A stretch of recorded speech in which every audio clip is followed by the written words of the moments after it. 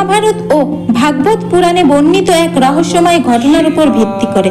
কথিত আছে, যখন নাগরাজ তক্ষক রাজা পরীক্ষিতকে দংশন করতে যাচ্ছিলেন, তখন পথে তার সঙ্গে দেখা হয় কশ্যপ ঋষি।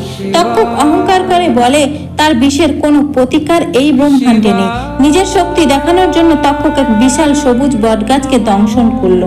মুহূর্তের মধ্যে গাছটি পুড়ে ছাই হয়ে গেল।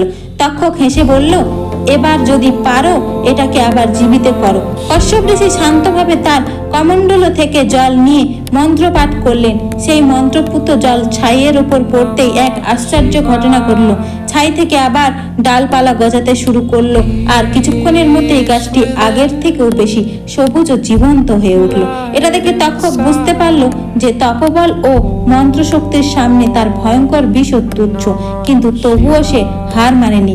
কশ্যপ ঋষিকে লোভ দেখিয়ে সে পথ সরিয়ে দেয়। আর এই ঘটনার শেষ পর্যন্ত রাজা পরীক্ষিতের মৃত্যুর কারণ হয়ে দাঁড়ায়। এই গল্প আমাদের শেখায়, অহংকারের শেষ ভালো হয় না। আধ্যাত্মিক শক্তি অত্যন্ত প্রভাবশালী এবং লোভ মানুষের পতনের কারণ হতে পারে। এটি একটি পৌরাণিক ও প্রতীকী কাহিনী, যার মাধ্যমে জীবনের গভীর সত্যগুলো বোঝানো হয়েছে।